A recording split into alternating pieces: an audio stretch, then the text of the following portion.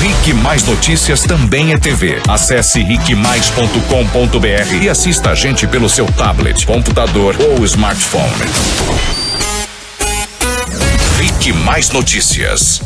RIC Mais Notícias aqui na Jovem Pan Curitiba, em cadeia com a Jovem Pan Cascavel. Muito bom dia a todos que nos ouvem aí na região oeste do estado, também lá em Foz do Iguaçu, na Tríplice Fronteira, todos os Campos Gerais, Ponta Grossa e municípios vizinhos. Muito obrigado pela grande audiência, audiência número 1 do jornalismo paranaense em rádio, é aqui na Jovem Pan.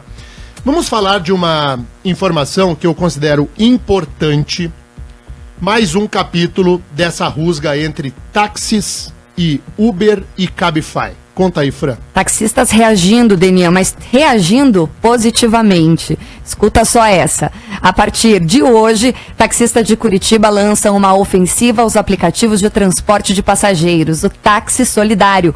O movimento de taxistas independentes, como se autodenominam, tem adesão de quase metade da frota. O grupo se reuniu ontem no Parque Barigui para definir as estratégias. Os cerca de 1.500 taxistas vão oferecer corridas ao preço fixo de R$20 a cada 10 quilômetros rodados, o que sai ao custo de R$5 por passageiro se os 4 assentos do táxi forem ocupados. O Erasto Ribas, presidente do Conselho dos Taxistas, explica que o objetivo é beneficiar o usuário. Na realidade, a gente está querendo beneficiar realmente o usuário do serviço de táxi e também do transporte coletivo. Nós fazemos mobilidade na cidade. Se fica inviável a gente trabalhar com mobilidade da forma com que a gente vinha fazendo, acorrentada ao passado, agora nós estamos inovando, né? Trazendo uma nova opção ao passageiro, a todos os cidadãos da nossa cidade. Erasto explica como os usuários vão identificar os táxis que oferecem este benefício. Pois é, a gente está justamente hoje aqui para discutir isso e vamos determinar alguma sinalização para que o passageiro realmente saiba, né? Nos pontos, nós vamos ter nos pontos de táxi, aqui tem táxi solidário, né? Para que o passageiro possa identificar e possa ir lá e procurar o motorista para poder fazer a corrida de terminal até a região central, da região central até o terminal. Os taxistas pretendem manter a promoção por tempo indeterminado. Sabe quando que os taxistas fariam uma, aspas, promoção como essa antes da existência do Uber e do Cabify? Nunca.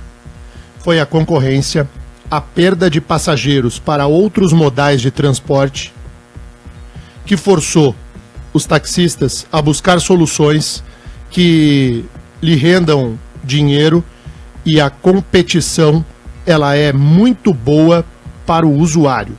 O usuário é quem se dá bem com esse tipo de situação. Os táxis estão de parabéns por essa iniciativa. Embora a Fran me falava aqui fora do ar e me parece que é o que vai acontecer mesmo. Fala aí, Fran.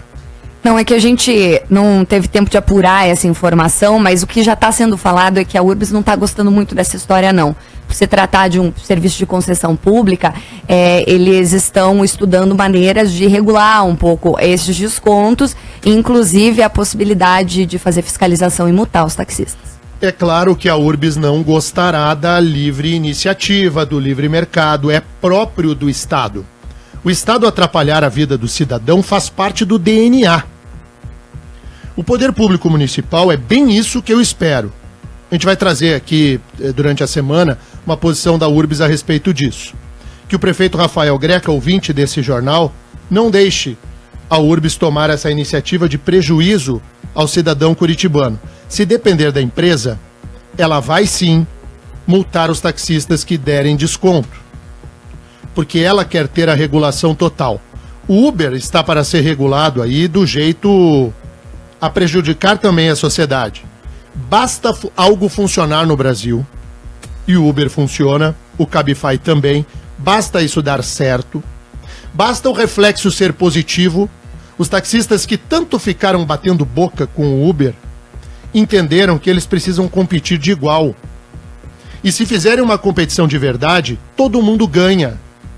As pessoas deixarão o seu carro na garagem. O trânsito vai melhorar. O preço vai ser mais barato. O transporte coletivo, o ônibus, que está caríssimo e caindo aos pedaços, perderá passageiros, porque ninguém vai querer andar em lata de sardinha, pagando 4 e tanto. Se viajar em 4 num táxi, vai custar R$ 5. Aí as próprias empresas de ônibus terão de se virar para serem mais atrativas ao usuário. É um jogo de ganha-ganha. Todo mundo se dá bem. E aí vem o poder público criar embaraços a atrapalhar a vida da sociedade. Mas eu não tenho nenhuma dúvida de que, se depender da Urbs, a Urbs vai pegar no pé desses taxistas. Porque vai ter que identificar, né, Fran? Vai ter. Como é que o usuário vai saber qual é o táxi que está mais barato? É isso que eles ainda estão definindo. Nos postos de táxi já vai ter ali um adesivo. Aqui tem um táxi solidário. E me parece que eles vão identificar nos próprios táxis. Agora, como isso vai acontecer por meio dos aplicativos e outras maneiras de você pedir o táxi, eles ainda estão definindo. Então tá bom. Se você quiser participar conosco, mandar a sua opinião, hoje o caminho é o Facebook. Você entra no facebook.com/RicMaisPR. Ou você entra lá na tua barrinha de busca do teu Facebook e escreve lá RicMaisPR, que também tá com transmissão de som e imagens. Tem os ouvintes participando aí, né, Mark? Tem ouvinte sim, tem a Dani Dave, por exemplo, dizendo que tá levando o filho pra escola e ele já disse: mamãe, vamos ouvir o Denian? Como é que é o nome dele, hein, Dani? Manda pra gente aqui registrar a participação do seu filho. O meu público infantil é gigante. Apesar da azedura, como que consegue? Eu não sei. É porque a criançada entende que tem uma hora que tem que falar sério. E aí tem a hora que a gente brinca. A criançada, beijo nas minhas crianças, todas elas. Fernando Costa diz aqui que todos os dias vai... A Fernanda, desculpa, Costa. Todos os dias vai ao trabalho ligar na gente. Obrigado, Fernanda, pela audiência. O VL Locações, na verdade é empresa, não sei quem está por trás do perfil aqui, mas dá bom dia a todo mundo e diz que está cada vez mais decepcionado com os políticos que só querem o bem para si e não para o povo. O Leonardo Augusto De Bastiani diz aqui que gosta muito do programa, enfim. O Leandro Dotto também registra a participação. O VL é o Luciano Bergamin, ele mandou aqui agora. Também tem a participação que acabou de chegar aqui da Chariana Correia, acho que é isso, Chariana. Ela diz que gostaria de saber a opinião sobre esse semipresidencialismo apreciado pelos nossos grandes hipócritas, na opinião dela. Cita aqui Gilmar Mendes, Temer. Ela tá mais azeda que você essa manhã, viu, Daniel? Agora a palavra da moda é essa, semipresidencialismo. Mas sabe que não é ruim? O semipresidencialismo à brasileira vai ser um presidencialismo metido à besta, em que se dará ao parlamento o poder de mando. Mas a ideia de um semipresidencialismo à francesa, por exemplo, seria uma boa no Brasil. Nós temos um presidencialismo que fracassou. O presidencialismo de coalizão, esse que nós temos no Brasil, em que o presidente compra apoio de partidos da base aliada na base da corrupção, já se mostrou um absoluto fracasso. Se o parlamentarismo não tem condições de ser implantado no Brasil, porque a população torce o nariz sempre que consultada, porque nós não temos a cultura parlamentarista no Brasil, talvez um semipresidencialismo feito de maneira direita possa amenizar o problema, até inclusive do tamanho do Estado brasileiro. Se poderia enxugar a máquina, se aproveitar um semipresidencialismo como um modelo capaz de diminuir o tamanho do Estado e se ter um governo ativo verdadeiramente. Mas o debate de semipresidencialismo não pode ser feito desse jeito aí, em que o Gilmar Mendes, que é o político principal do Supremo, da corte política brasileira, porque foi nisso que o Gilmar Mendes transformou o Supremo Tribunal Federal, não pode ser assim, que o Gilmar Mendes dá um palpite, o Temer gosta, e aí se aprova as coisas sem uma discussão em que a população seja informada dos rumos do país. Para variar, a gente faz as coisas nas coxas. Daniel, mal feito. Sabe o que chama atenção? É que o brasileiro ainda tem a cultura imperial. Perceba isso. Nós chamamos todo mundo de rei. É o rei do futebol, a rainha dos baixinhos. Verdade. A gente adora um ídolo.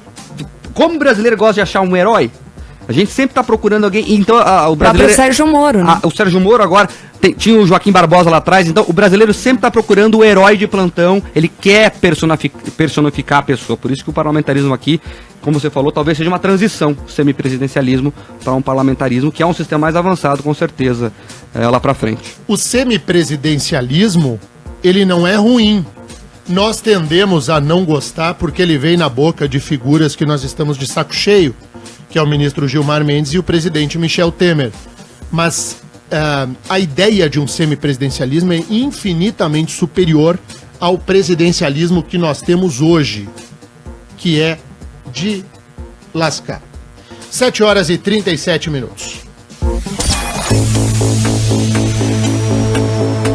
Bom, vamos lá.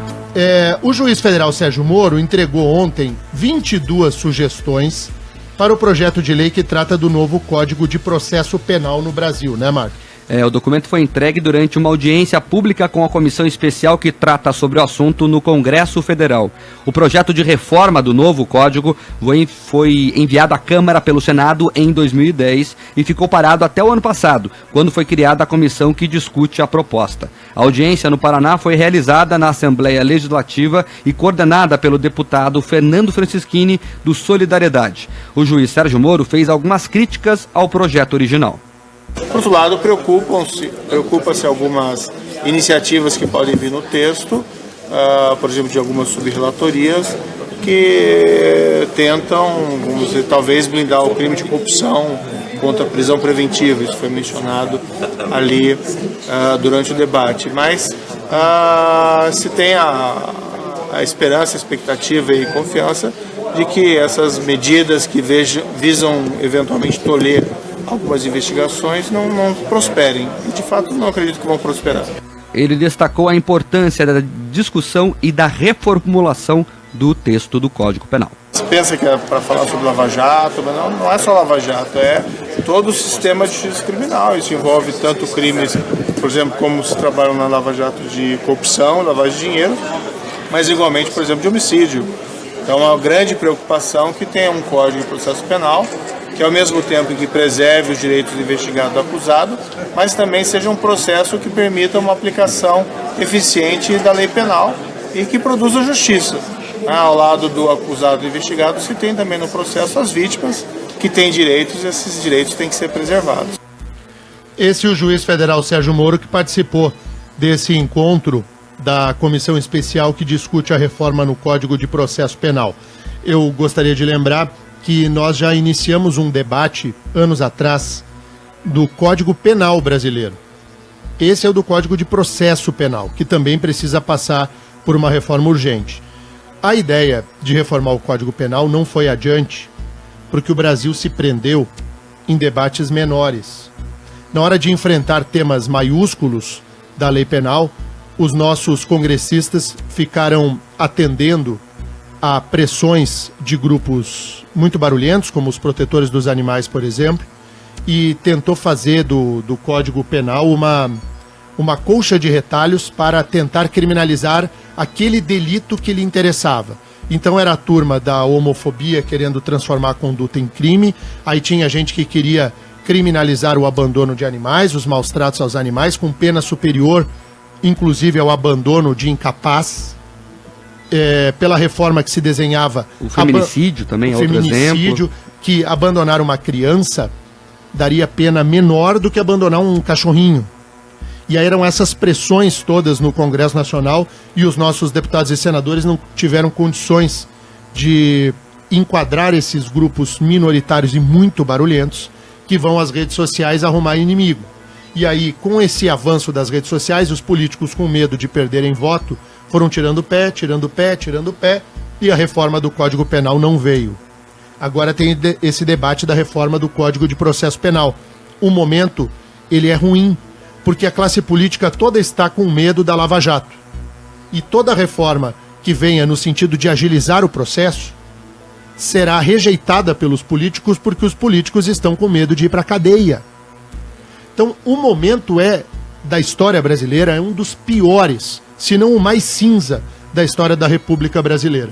Nós não conseguimos avançar com um projeto importantíssimo de reforma no Código de Processo Penal, porque os envolvidos todos são alvo de um processo penal. E a lei processual penal, ela passa a vigir imediatamente, que é diferente da lei penal, que se for mais gravosa, ela não vai retroagir. E a lei processual, ela não tem essa, ela sai daqui valendo. Ela já vai lavrando todo mundo para frente. Então, ficará no debate e não na prática. Daniel, é importante reforçar que às vezes a pessoa ouve, processo penal e tá lá longe. Não, você pode ser daqui a pouco um cliente do Código Penal, porque veja, beba demais e pega o volante, desacata um guarda na rua, são crimes que estão todos lá regulados pelo Código de Processo Penal. Se você enfrentar um processo, vai ter que passar por isso. Então o Código Penal está muito perto das pessoas, é importante estar bem atento, porque mexe com a vida de todo mundo, Daniel. Alô, estudantes universitários, todos vocês, os meus aluninhos e os coleguinhas do Mark, é o seguinte: quando você assina a lista de presença no lugar do seu colega... É crime. A Fran lembrou, né, Fran? Eu nunca fiz isso, Daniel. Se entregou. Você que assina a lista de presença no lugar do seu colega comete um crime chamado falsidade ideológica. Já identificou alguns criminosos, Daniel? Sua turma? O que eu queria falar que eu não posso. Na verdade, eu vou falar. Eu faço chamada porque eu sou obrigado. Eu acho uma barbaridade essa obrigatoriedade que o MEC impõe de você ter aluno em sala de aula porque tem que fazer chamada. Não é a faculdade. Às vezes o professor fica brabo com a diretoria da faculdade, com a coordenação do curso. Que saco ficar fazendo chamada. Mas essa não é uma faculdade das faculdades. Essa é uma obrigação da faculdade, que é regular a presença em sala, que é um mandamento do Ministério da Educação. Então, tem que fazer chamada. E aí o professor preguiçoso, ele não fica lá fazendo chamada. Ele corre uma lista e o aluno assina. E o aluno vai lá e pimba o nome do outro. Falsários. E aí, Mark, você também não faz isso, né? Não, eu não faço. Jamais fiz. Vamos lá, tem vários ouvintes aqui participando. Estourou aqui agora no Facebook, Daniel. Você chamou e o pessoal participou aqui. O Regis Silva confirmando a audiência. A Júlia Mascarenhas diz que o dia dela só começa depois de nos ouvir. Obrigado, viu, Júlia? O Lucas Michele. Que nome lindo que essa moça tem, o nome da minha Júlia? Fifi. Olha aí. O Lucas Michele diz que acha ótimo o programa e ele vai para a faculdade de Direito todos os dias nos escutando. Lucas, não vá assinar a chamada por outro, entendeu? Nem peço para ninguém fazer isso. Mas é crime, Lucas. Senão você vai trocar o lado do balcão aí. O Maneco Silva também confirmando a audiência. O Lucas Melo diz que se mudou para Brasília faz tempo, mas faz questão de ouvir o programa pela internet todos os dias. O Lucas lá, audiência lá de Brasília. O Geraldo Diniz está reclamando que 1 hora é muito pouco, que ele queria mais tempo de jornal. Eu também. Daí quem ia se ferrar pra produzir era eu, e daí vamos ver, né? O Alves Lourenço não se empolga. Confirmando a audiência. A Franciele Bis, a Fran Vatrella diz que ela gosta muito do jeito de dar notícia e tá me enchendo o saco que eu falo Odebrecht. Eu nem falei Odebrecht hoje. Atenção. O pessoal pega no pé. Corta a trilha aí, Fran. Aqui, por gentileza, como é que é o nome daquele empresário que é dono da maior empreiteira do Brasil? Marcelo Odebrecht. Mark, você deu uma aliviada. Não é assim que você fala. Vocês pegam no meu pé à toa. Como diria o Mark, o Marcelo Odebrecht. A Cara Belei também conosco. Acho que ela é sua tia, Fran, é isso? Ela tá falando aqui. É verdade. Cara minha Belei. tia. Um beijo, tia. O Nilson Ferreira da Silva diz que ele é motorista do Uber e está sempre ligado conosco aqui. Gosta muito dos comentários que nós fazemos sobre esse assunto. O Gustavo Ribas Neto fala sobre a máquina pública, que tem que ser reduzido à metade. Olha o caso dos vereadores, da urbanização, mostram a falência da fábrica de impostos, que é do governo. Dene, tem uma notícia boa nisso tudo aí, viu? Agora o pessoal que gosta do Estado Grande vai ficar brabo comigo, mas você viu que o Temer anunciou que pode privatizar a Eletrobras? Sou a favor. Talvez seja a melhor notícia do governo dele até agora. Viu? Sou a favor da privatização da Eletrobras. Quanto maior é o Estado, menor é a capacidade que o poder público tem de atuar direito naquilo que ele tem que fazer bem, que é dar educação básica para as nossas crianças, uma educação de ensino médio capaz de inserir na cidadania os nossos adolescentes, dar uma saúde pública que seja de verdade ao cidadão e não parar na fila e tomar vacina, que é o assunto que a Fran vai trazer aqui depois do intervalo, em que se aplica uma vacina da gripe e mata a pessoa. E enquanto a gente tiver saúde desse jeito e educação desse jeito, a gente vai ficar cuidando de fio elétrico da Eletrobras. Tem que privatizar. Rapidinho, tem muita gente participando, mas tem uma aqui que eu quero registrar. O Aníbal Manes, ele diz que só a Fran não teve o pedido dela atendido sobre comida. Que quer atender o pedido dela agora. Ele faz pastéis. Como podemos fazer? Traz aqui, Aníbal. Por favor, traga pastéis. Adoro. Minha comida preferida é pastel. Olha aí, Aníbal, olha aí. A Mauri Lang Silvério, 450. Estamos aqui das 7 às 8. De carne. Um pastel de carne pra Fran e o teu, Marco. Pode ser de carne e queijo. Ah, eu gosto de carne e queijo também. Pode ser todos de carne e queijo, se vocês quiserem. Não, pra mim podia ser assim de queijo só. Só queijo. Mas tinha que ter um doce também pra sobremesa depois. Olha só esse Marcão. Um café passado Ele não tem vergonha, Marco. Vai que vem. O meu dia acaba de melhorar. Acabo de ver Jonatas Terribas. Oi, Terribas. Tudo bem? Bom dia. Intervalo, já voltamos. Rick Mais Notícias. Rick Mais Notícias aqui na Rede Jovem Pan. Tem essa história da morte de uma senhora de 62 anos. Ela teve uma infecção bacteriana ao ter aplicado uma vacina contra a gripe. Olha a barbaridade da notícia. Uma mulher morreu de infecção bacteriana porque tomou uma vacina da gripe. Não é que ela morreu da vacina, não é isso. Ela teve uma infecção ao ser a vacina aplicada no braço. Conta aí, Fran.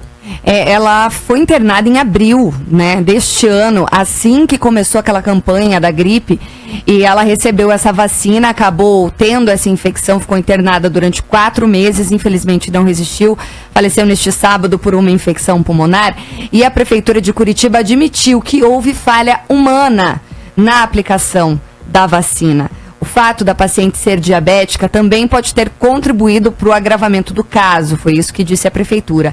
Ela recebeu a vacina no dia 27 de abril, na Unidade de Saúde Medianeira, lá no bairro Boa Vista.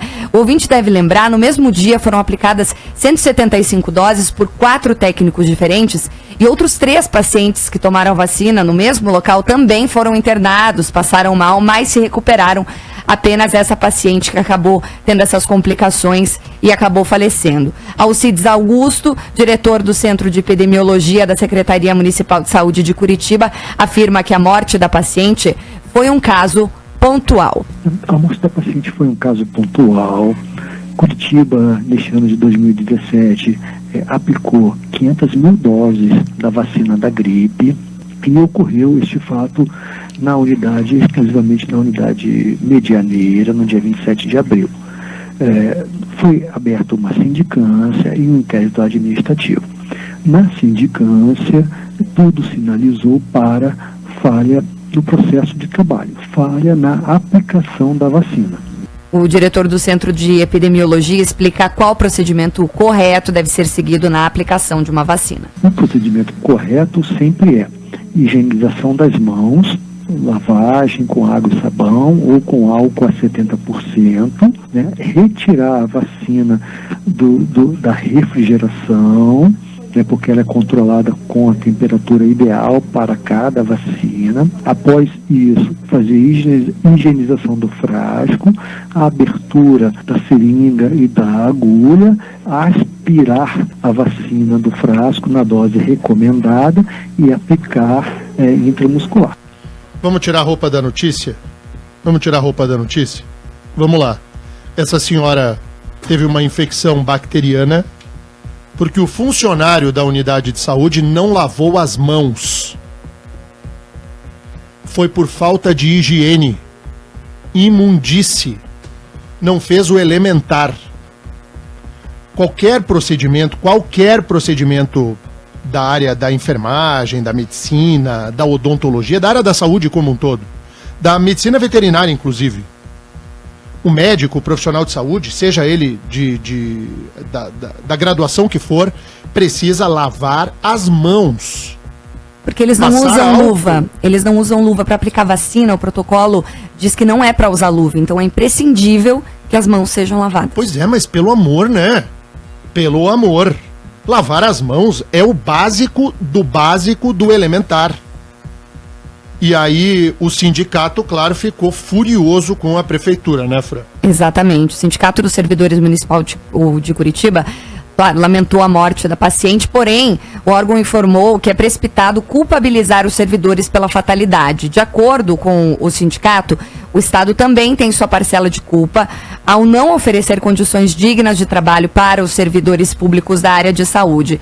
Ontem, a vereadora Noêmia Rocha denunciou em plenário as condições precárias de trabalho dos enfermeiros que trabalham na unidade de saúde Medianeira. Tivemos informações de servidoras dizendo, olha, não tem como, a gente atendeu 270 aplicações que não dá tempo nem de lavar a mão, ou seja, a falta de servidores dessa área, que é um posto de saúde muito pequeno para o número de pessoas que ela recebe e muitos sem ventilação, é uma meia água no muro, no fundo de uma igreja. A vereadora até pode ter razão quanto à falta de estrutura nesse posto de saúde, mas me perdoe ela, a requião de saias do Legislativo Municipal, a vereadora Noêmia Rocha. Para proteger a sua ideologia, ela fala todo tipo de barbaridade. Que vergonha, hein, vereadora Noêmia? Nada justifica. Nem que você tenha 1 milhão de pessoas para tomar vacina. Nada justifica. Então não dê nos outros, né? Não, mas exatamente. Garanta lavar as mãos. Você tem 1 milhão de pessoas esperando a vacina. Ai, falta estrutura. Claro que falta. É claro que falta estrutura. Não tem nenhuma dúvida disso. Mas nada justifica que você aplique uma vacina em alguém sem lavar as mãos, sem passar álcool. Aí você lava as mãos, passa o álcool, daí você desinfeta o local da aplicação da vacina. O doutor explicou, com o álcool. E aí depois você aplica a vacina. Ah, mas tem muita gente, tanta gente que não dá tempo de lavar as mãos. Então não aplique a vacina. Uma vereadora dá razão à tese imbecil do sindicato, mas o que eu espero da vereadora Noêmia? Exatamente isso. Se fosse diferente é que me surpreenderia. E o que você espera do sindicato? Isso também. Como é que está a situação desse funcionário, hein, Fran? O técnico de enfermagem que aplicou a vacina na paciente já foi identificado, o nome dele, claro, é mantido sob sigilo. Ele continua trabalhando, viu, Denia, até que o inquérito administrativo seja finalizado e daí é que vão decidir o que vai acontecer, qual pena aí vão imputar a esse servidor. Pois é. Tem tanta participação legal aqui. Eu recebi um WhatsApp do Daniel. Lembra do Daniel, Terribas, que trabalhou conosco aqui no marketing do Grupo RIC? Cara inteligente, bacana demais. Ele diz o seguinte, que no Brasil morrem cerca de 8 mil pessoas por ano por erros de medicamentos, de médicos e de enfermeiros. Então você imagina o tamanho do problema, né? Que uma hora a sociedade também terá de se debruçar sobre isso. Bom, terminou, né? Delia, rapidinho aqui, uma participação importante. Você falou agora há pouco sobre a questão do português entre os universitários. E o pessoal aqui falando que para selecionar estagiário tem que fazer prova de redação hoje em dia. Estagiário de ensino superior, porque o pessoal tá na faculdade, mas não sabe escrever. O pessoal que faz seleção de estagiário de ensino superior sofre porque eles não sabem escrever. Pois é, e aí a intelectualidade brasileira fica fumando charuto, tomando vinho caro ou uísque, não sei o quê, e discutindo acesso à universidade e deixando a educação básica no nível que está. Mas se nós não alfabetizarmos direito as nossas crianças e não... se nós não dermos uma educação de verdade às crianças e aos adolescentes, isso vai descambar em diploma em que as pessoas, para agradarem o Lula, colocam a vírgula entre o sujeito e o predicado antes do verbo, ou escrevem discentes só com C e manda o S para o inferno. Terminou. Valeu, Mark. Valeu, Denis. Até amanhã. Beijo, até amanhã.